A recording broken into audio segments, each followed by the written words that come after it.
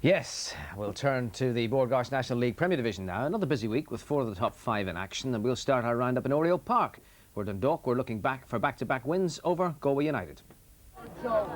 Perfect conditions in Oriel Park as Galway bring the game to Dundalk. Rogers to Lally, injured in that challenge there with Stephen Kelly, and away come Dundalk. Whitnell with a lovely flick, and here's Brian Byrne, and back to Whitnell, and he's got a clear shot on goal. And 1-0 to Dundalk. A great return for Peter Whitnell, back from a 3-match suspension. Just 19 minutes gone, and the champions take the lead. But what a superb little 1-2 that was between Whitnell and Byrne. The defence marked absent, and Whitnell with all the time in the world to pick his spot. Galway playing some good football in this first half. And here's another chance for Whitnell. Past the keeper, and deflected off Derek Rogers when it looked like it was going to be 2. Good defending by Galway's centre-half and captain. Brennan. Herrick, back to Brennan. This is better from Galway.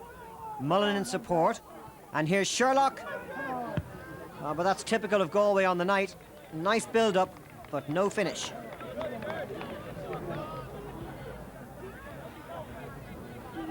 Galway trying to get forward once more. Throw in to Dundalk. Matt Britton to take it. He's got Keith Long there looking for the short ball. Indecisive by Britton, and referee Brendan Short's going to book him, and he's in trouble here because he's already been booked in the game. And incredibly, Matt Britton is sent off for a second bookable offence, time wasting, at a throw-in. That won't go down too well with the locals. Mullen loses out. Hanrahan with the long ball clearance for Dundalk, and Whitnell's chasing onto it. Here's Rogers, and he's put it past his own keeper. Disaster for Galway United. Dundalk reduced to 10 men, and they go 2 up just before half-time. Whitnell seemed to be chasing a lost cause there, but Power and Rogers got their lines all crossed. It seemed like Rogers had everything under control. Just a slow layback to the keeper, but he slipped, and it's 2-0.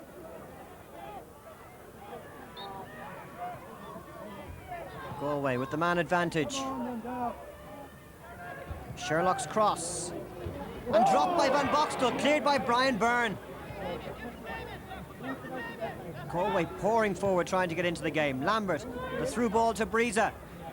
That's Anto Whelan shadowing him. Gets the cross in, past Van Boxtel. Oh, and Brennan slips at the decisive moment. A great chance lost there for Galway. Mullen's cross. Lovely turn by Brennan. Straight at Van Boxtel. Galway with so many second-half chances, but the points to Dundalk as they register their 3rd win in a row.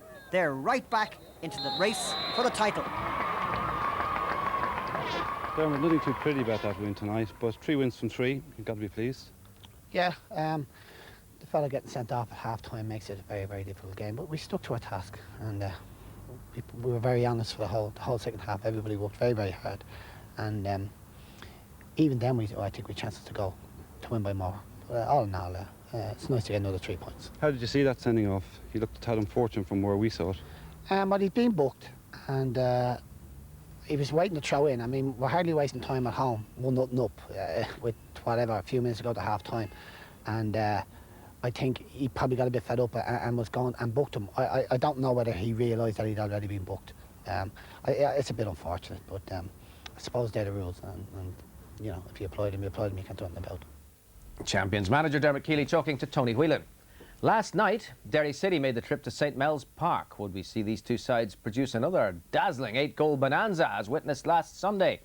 We'll find out in a moment. But first, Stephen Alkin reports from Tolka Park, where Shelbourne played St Patrick's Athletic. Another terrific Dublin derby in Tolka Park, and it was Shelbourne who got off the blocks fastest.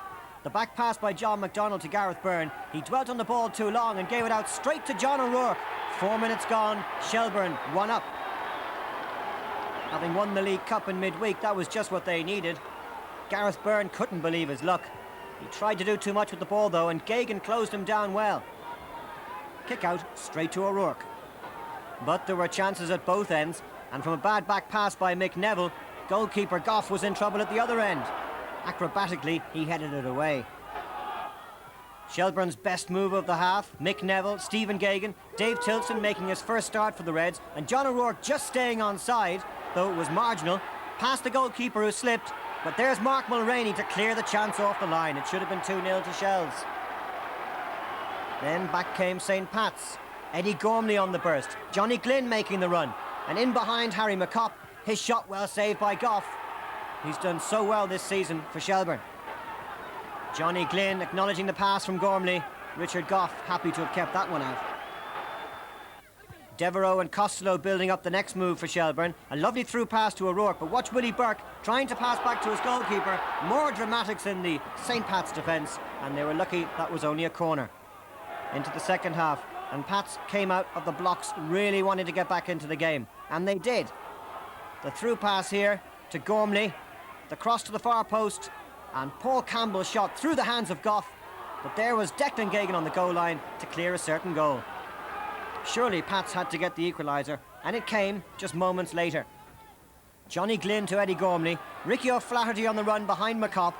Out came goalkeeper Goff, took the legs of O'Flaherty, and substitute referee John Feary had no hesitation, a penalty to St. Pat's. O'Flaherty happy with that, big St. Pat's following, also in good voice. Goff couldn't believe it, but up stepped Eddie Gormley, and it was 1-1. 12 minutes gone in the second half. Both sides had good chances to win the game, and it was good to see over 4,000 on a rain-soaked evening in Talca Park. First, Shelbourne. Free kick from Howlett, volley from Costello, great save by Byrne. Greg Costello moved forward into a midfield position for this match. Brian Flood, of course, suspended, and then it was Devereux coming forward from the back. Only the crossbar intervening. Shelbourne the stronger despite their exertions in midweek in the League Cup final. Gormley then with the chip through. Mick Neville hanging off Paul Campbell, but was that a little dive we saw? Pats thought it was a penalty, but I think the referee got this one right. Campbell certainly could have kept his feet, but didn't choose to do so. One more chance for Shelbourne. Howlett's 25-yarder just over, but it ended honours even, and both sides failed to overtake Bohemians at the top of the Premier Division. Brian, you fought hard to get back into the game, but you couldn't go on and win it. Why is that? I don't know really, and I'm disappointed we didn't go on. It's happened in a few games where when we've got the lead goal we've sat on it, and now tonight we've got equalised and we looked like we were going to take the game. Shells were tiring and we allowed them to take over. But in fairness to the players, it was an excellent performance in another great game in Dublin football, and we played some lovely stuff I thought tonight. Shelbourne, everybody knows they're an excellent team, but I'd be disappointed we didn't go on to win it, but still a good point for us. And looking at the overall position in the league now, you didn't go top, neither did Shelbourne. It looks like Bows are the only winners. Well, that's right, but I mean, over the back-to-back fixture, we've taken 4 points from Shelbourne. We'd have been happy at that before it started. Bohemians still have to do their stuff on Sunday against Rovers, and who knows, it's very tight, but I see it as a good point gain tonight. I'd like them to win the game, but there you go. They did our best, and I think we entertained the crowds tonight. Brian, turning our attention to next Wednesday and the match in Lisbon, what chances do you think Ireland have of getting the result we need to go through? Well, I think it's going to be very difficult. Portugal looked an excellent side to me in Lansdowne Road on the bits and pieces I've seen on the television since. If we're short a couple of our key players, and even if some of them make it that are supposed to be injured at the moment, I think it's going to be a struggle. But in fairness to this regime, we have pulled out some fantastic results in the past when chips were down, particularly the Northern Ireland result to qualify for the last World Cup. In the circumstances, it was a great result. I would fear that this time we'll be dependent on Northern Ireland to do us a favour in the other game. And I hope that we do well, but my fear will be that we may struggle in the game. How important do you think, obviously qualifying is important and it means a lot to Irish soccer, but do you think in the League of Ireland that there's any sense that what happens to the national team makes any difference? I think it does from a point of view that there's more funds available to the FAI to spread among the rest of the game here. But at times I think it doesn't help us because there's an awful lot of media interest. You're talking to me about it. Everybody be talking about Ireland and Portugal all this week, whereas people who follow the National League talk about the National League and Ireland is secondary to that.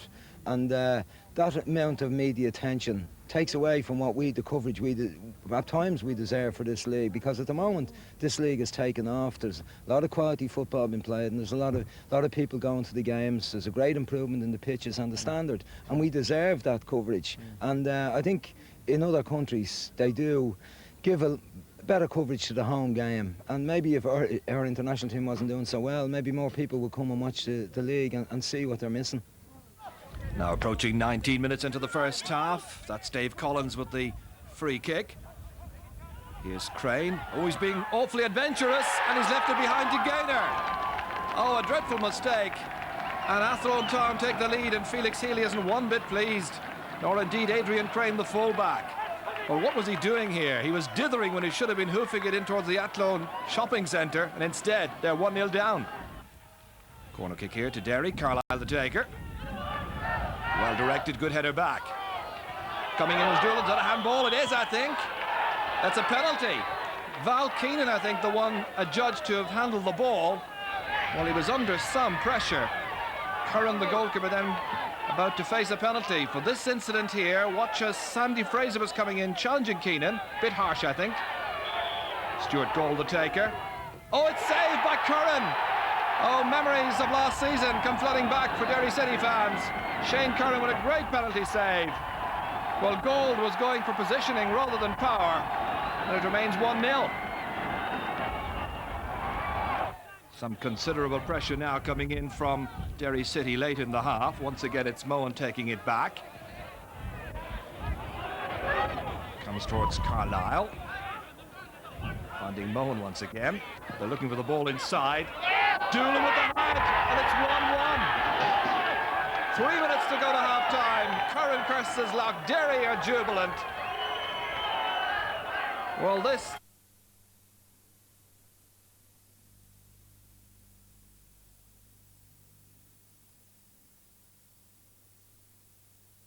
rights or give disabled people equal opportunities, then I'm sure